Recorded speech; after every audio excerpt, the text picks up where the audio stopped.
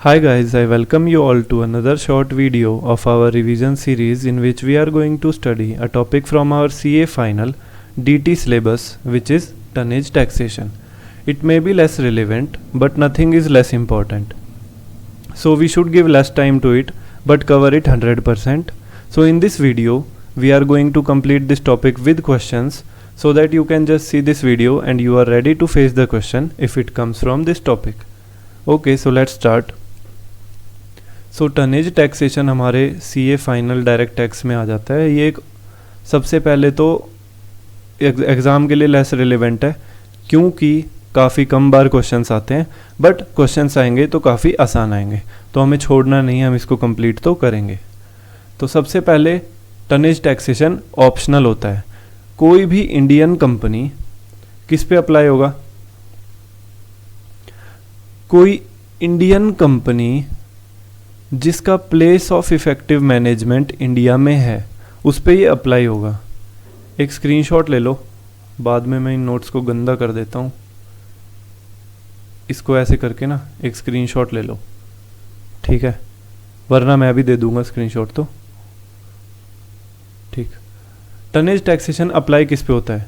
कोई Indian company जिसका place of effective management, जिसको हम शॉर्ट में पोएम बोलते हैं, इंडिया में है और उसका बिजनेस है शिप्स का और उसके पास कम से कम एक क्वालिफाइंग शिप होना चाहिए, वो कंपनी टनेज टैक्सेशन ऑप्ट कर सकती है।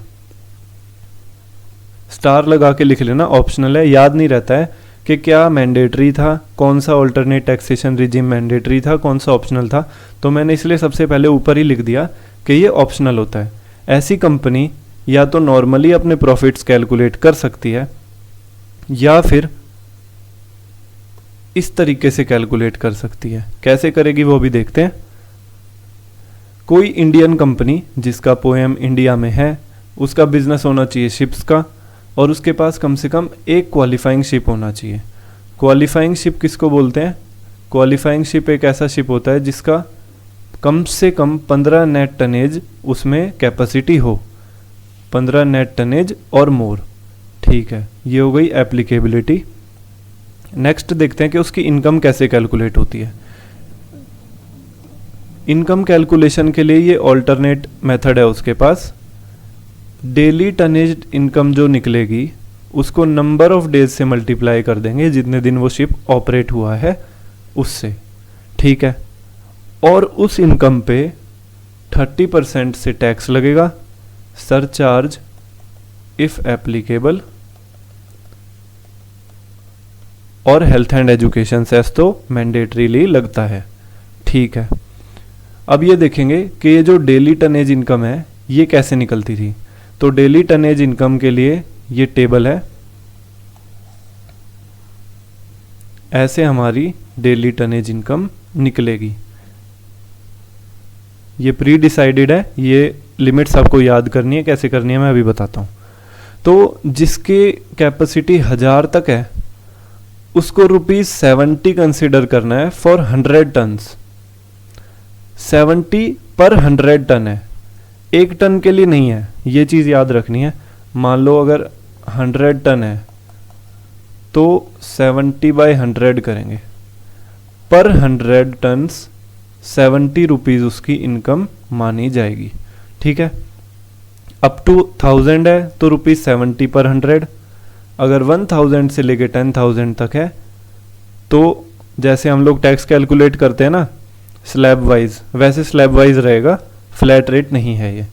तो जो पहले 1000 का था वो क्या बना? 1000 इंटू 70/100, तो ये बन गया आपका 700। तो पहले 1000 का 700 रहेगा और उसके बाद पर 100 ₹53 होगा। ऐसे ही 10,000 से 25,000 वाले के लिए ये पहले का कैलकुलेट करके आ जाएगा और ₹42 पर 100 टन्स उससे ऊपर, मतलब 10 से 25 से बीच में वाले के लिए, ठीक है। और अबव 25,000 टन्स है तो ये उससे पहले वाले का, और अबव पे ₹29 फॉर 100 टन्स, ठीक है। ये थोड़ा सा कॉम्प्लिकेटेड है, 2-4 बार पढ़ोगे याद हो जाएगा। अब इसको याद कैसे रखेंगे? इसको याद ऐसे रखेंगे कि सबसे ऊपर वाला तो 70 याद रखना है, वो हो गया 70। अब दूसरा देखो नीचे से, ये लिमिट्स आपको याद करनी है, इसकी ट्रिक मैं बता देता हूँ। ये है हमारा 30 में एक कम, ठीक है।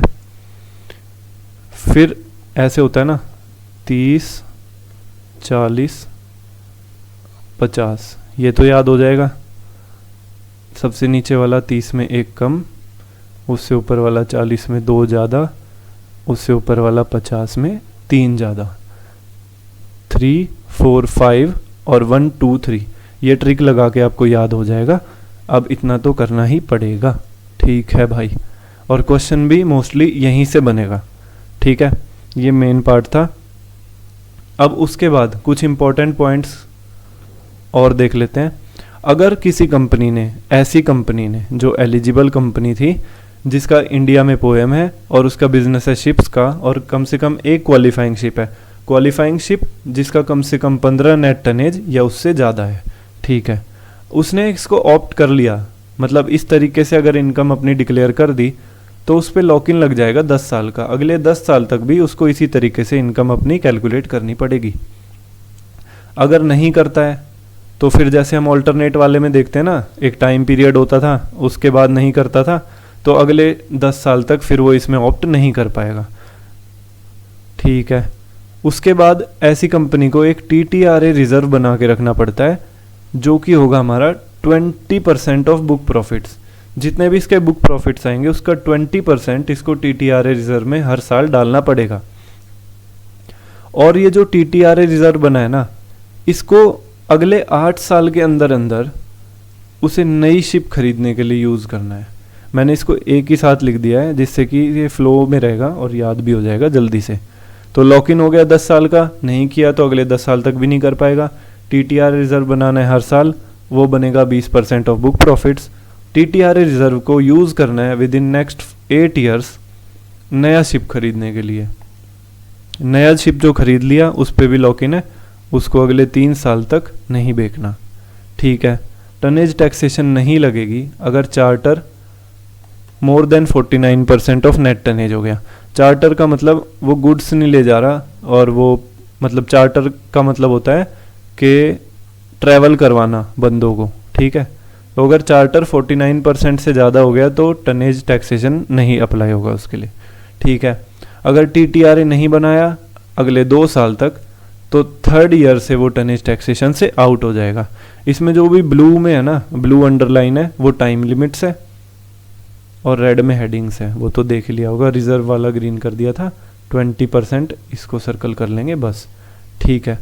अब भाई जो ये रिजर्व बनाना था उसको, नेक्स्ट हमारा क्वेश्चन आता है इस वाले पार्ट से। अगर रिजर्व नहीं बनाया या कम बनाया तो क्या होगा? इतनी इनकम उसकी टैक्सेबल हो जाएगी। कितनी इनकम?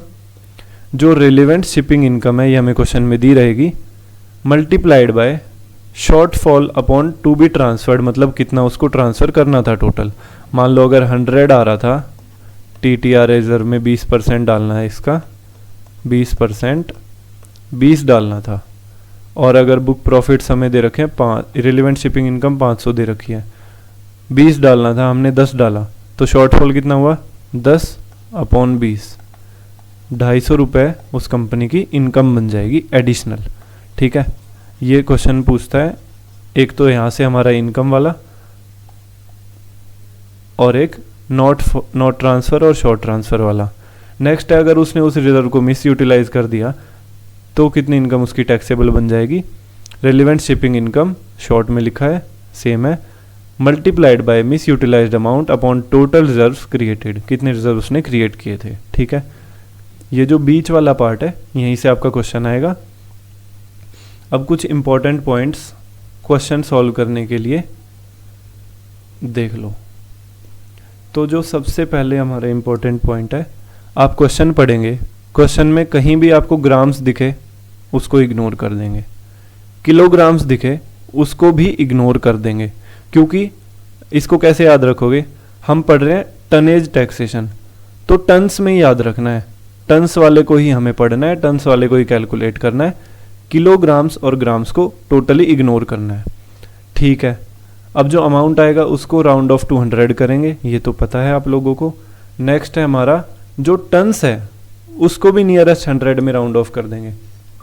मतलब ईज ऑफ कैलकुलेशन के लिए देखो कैसे किया गया है, उसको भी हमने 100 में कर लिया। ये मैं क्वेश्चन करते टाइम अभी बताऊंगा। जो टनेज टैक्सेशन जो कंपनी लेगी उसको सेट ऑफ भी नहीं मिलेगा, मैट भी नहीं मिलेगा, ये भी याद रखेंगे।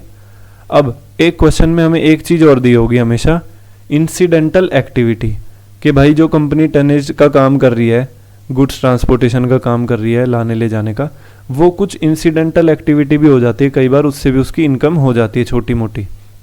मान लो कोई और छोटी मोटी उसने सर्विस दे दी, लोडिंग अनलोडिंग की सर्विस दे दी, तो वो इंसिडेंटल एक्टिविटी बन जाएगी और उसकी इनकम कंपनी को हो सकती है। बट और वो जो इनकम होगी ना उसको नॉर्मल प्रोविजन से टैक्सेबल करेंगे, बट उसको इग्नोर कर देंगे, इसको हाईलाइट कर लेना, उसको इग्नोर कर देंगे अगर ऐसी इनकम 0.25% ही है टर्नओवर की, अप टू 0.25% है टर्नओवर की, तो भी उसको भी इग्नोर कर देंगे और उससे ऊपर वाली नॉर्मल प्रोविजन से टैक्सेबल हो जाएगी। ठीक है भाई, तो यहाँ पर हमारा टनेज टैक्सेशन कंप्लीट हो गया। जिसको सिर्फ कॉन्सेप्ट पढ़ना था वो वीडियो बंद कर सकता है, और इसके बाद हम लोग स्टार्ट करते हैं जल्दी जल्दी क्वेश्चंस। याद हो गया सबको अच्छे से? नहीं हुआ तो एक बार रिवाइंड करके फिर से देख लेना। क्वेश्चन स्टार्ट करता हूँ। ठीक, तो भाई सबसे पहला क्वेश्चन दे रखा है हमें, तरुण शिपिंग कंपनी है, इसका रजिस्टर्ड ऑफिस मुंबई में, इससे हमें कोई मतलब नहीं है। सबसे पहले देखो इसके पास 2 ओशन गोइंग वेसल हैं, तो 2 शिप हो गए। अज्यूम करेंगे ये इंडियन कंपनी है, लिख रखा है तो ठीक है, नहीं लिख रखा तो क्वेश्चन दे रखा है तो हमें अजम्पशन लिख देंगे हम आंसर में।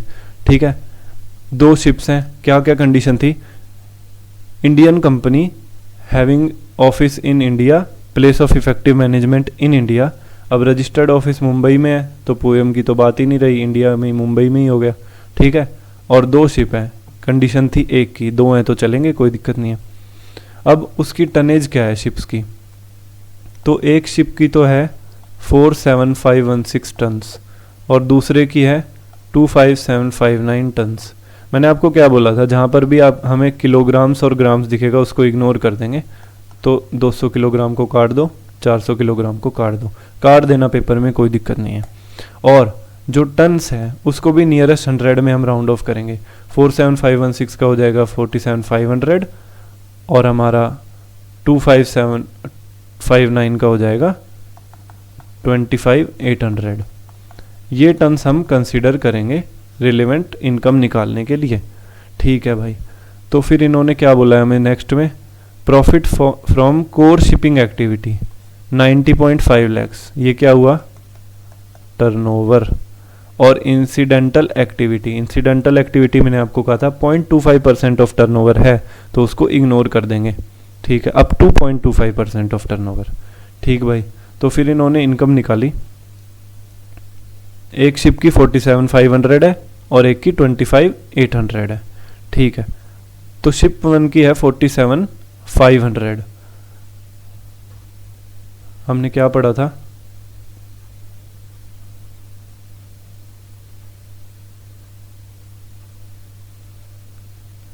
$47,500 दे रखी है, तो अप टू 1000 कितनी होगी? 700। 1000 से 10,000 होगी हमारी 5470। 10 से 25 होगी 11770 और अबव 25 होगी तो 47,500 लेस 25,000। ठीक है, ऐसे कैलकुलेट करना है। इसको मिटा देता हूँ, ये नोट्स आपको देने हैं मुझे।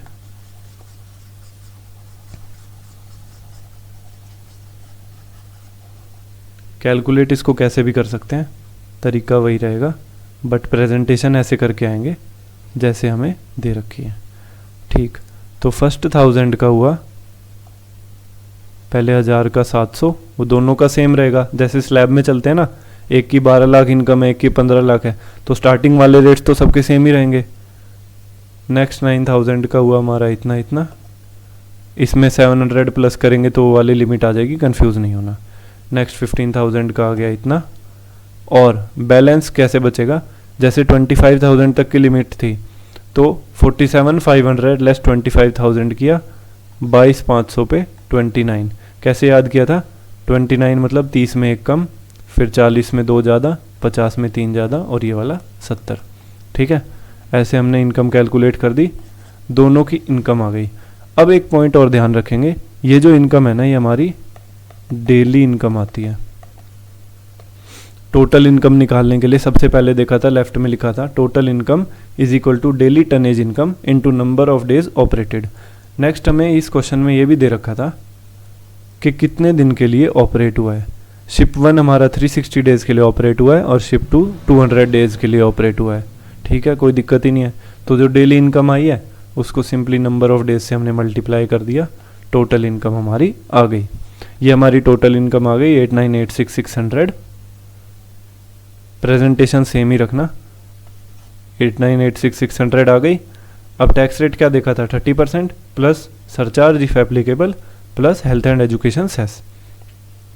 तो इसका 30% तो हमारा टैक्स हो गया। ठीक है भाई, सरचार्ज लग नहीं रहा क्योंकि इनकम बिलो 100 लैक्स है। ठीक है, नहीं लगेगा, इफ एप्लीकेबल लिखा था ना। ठीक, जो आया उस पर 4% हमने HEC ऐड किया और हमारी टोटल टैक्स पेबल आ गया। ये हमारा एक क्वेश्चन हो गया यहाँ पे कंप्लीट। नोट्स में क्या दे रखा है कि भाई टनेज को राउंड ऑफ करना है, नियरेस्ट मल्टीपल 100 को, केजीज को इग्नोर करना है। ठीक है, PGBP में आएगा, ये तो हमें पता ही है। Incidental activity up to 0.25% of turnover है, 90.5 लाख का 0.25% करेंगे तो 15,000 से ज़्यादा आता है, तो हमारी इंसिडेंटल एक्टिविटी 15,000 है, इसको इग्नोर कर देंगे। ठीक है, नेक्स्ट वर्किंग नोट्स में जो हमने रिजर्व लिखा था, रिजर्व 20% ऑफ बुक प्रॉफिट उसको बनाना है, अगले 8 साल में उसको यूज़ करना है एक्विजिशन ऑफ न्यू शिप के लिए, और उस शिप को भी 3 साल तक नहीं बेचना। इसमें नहीं लिखा है पर हमें तो पता है, हम लिख के आ सकते हैं, कोई दिक्कत नहीं है। ठीक है, क्वेश्चन नंबर 1 हो गया हमारा कंप्लीट। नेक्स्ट चलते हैं क्वेश्चन नंबर 2 पे। मैंने आपको बताया था 2 तरीके के क्वेश्चन आएंगे, एक तो वो वाला जो इनकम निकालने वाला, और एक रिजर्व्स वाला और मिस यूटिलाइजेशन वाला। ठीक है, तो ये दूसरी टाइप वाला है। नेक्स्ट आ गया हमारा tonnage tax company provides following information, हमें ये इन्फॉर्मेशन दी है।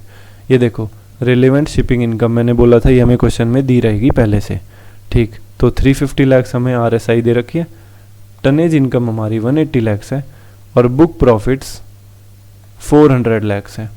ठीक है, calculate the minimum reserve requirement of the company as per section 115 VT। ये 115 VT याद करो नहीं करो कोई दिक्कत नहीं है। ठीक, तो हमने क्या देखा था, रिजर्व कितना बनाना था, जो हमने ग्रीन में लिखा था TTRA रिजर्व। ठीक है, वो था हमारा बुक प्रॉफिट्स का 20%। बुक प्रॉफिट हमारे 400 लाख हैं, उसका 20% आ गया हमारा 80, ये TTRA रिजर्व बनेगा। फर्स्ट पार्ट हमारा कंप्लीट हो गया। 20% ऑफ बुक प्रॉफिट्स, बस प्रेजेंटेशन ढंग से लिख के आना, टॉपिक बहुत आसान है। 400 का 20%, ये हो गया 80 लैक्स। ठीक है, नेक्स्ट पार्ट पे चलते हैं। कैलकुलेट टैक्सेबल अमाउंट, अगर उसने ट्रांसफ़र किया सिर्फ 66 लैक्स तो क्या करना था, RSI इनटू शॉर्ट या not transferred upon to be transferred. कितना ट्रांसफ़र करना था, फॉर्मूला बहुत आसान है, कितना ट्रांसफ़र करना था कितना नहीं किया, तो उस प्रपोर्शन में जो हमारी RSI थी वो टैक्सेबल इनकम बन जाएगी। तो हमारा ये था 350। अब उसने शॉर्ट ट्रांसफ़र कितना किया, 80 करना था, 66 किया, और अपॉन टोटल करना था 80। तो 350 इंटू 14/80, ये हमारा आ जाएगा 61.25 लैक्स। ये उसका टैक्सेबल अमाउंट बन जाएगा, किस वजह से, शॉर्ट ट्रांसफ़र करने की वजह से। नेक्स्ट पार्ट देखो, calculate taxable amount under the provisions of this act if Dolphin limited misutilised 12 lakh out of 92 lakhs transferred. यहाँ कंफ्यूज नहीं होना, ये ना इस पे स्टार मार्क कर लो। उस फॉर्मूले में क्या था, एक बार दोबारा पढ़ेंगे जाके। वीडियो मेरे को छोटी रखनी थी पर मैं बार बार उस पे लेके जा रहा हूँ, किसी वजह से लेके जा रहा हूँ, गलती नहीं करनी क्योंकि हमें नॉट और शॉर्ट ट्रांसफ़र वाले में हमें करना था shortfall upon to be transferred. To be transferred मतलब कितना ट्रांसफ़र करना था। ठीक है, और मिस यूटिलाइज्ड वाला अमाउंट कैसे टैक्सेबल होगा, RSI into misutilised upon total reserve created, कि कितने उसने बना दिए उस साल टोटल। ठीक है, यहाँ कहाँ जा रहा है भाई, तो आ जाओ थर्ड पार्ट पे। अब थर्ड पार्ट होगा आराम से। अब उसने बनाया 92, तो यहाँ में 80 नहीं लेना, यहाँ 92 लेना है। ठीक है, ये देखो कितना टैक्सेबल हो जाएगा हमारा, RSI लिख देते हैं, कोई दिक्कत नहीं है, upon misutilise upon total created. तो RSI 350, मिस यूटिलाइज दे रखा है हमें 12 किया उसने, 12 अपॉन टोटल उसने बना दिया था 92, तो 12/92, ये आ गया हमारा 45.65 लैक्स। ठीक है, टनेज टैक्सेशन में से यही क्वेश्चन आते हैं। 2 मैंने फॉर एग्जांपल आपको करवा दिए हैं, बाकी शॉर्ट समरी पूरी यही है। इससे बाहर हमारी मॉड्यूल में भी कुछ नहीं है और इससे बाहर कुछ आएगा भी नहीं। ये एक समराइज्ड वर्जन है। ठीक है, एग्ज़ाम के लिए, एग्ज़ाम से पहले बेशक ये वीडियो देख के चले जाना, पढ़ा है नहीं पढ़ा है, इसमें 100% कवरेज है। ठीक है, अभी के लिए इतना ही, थैंक यू।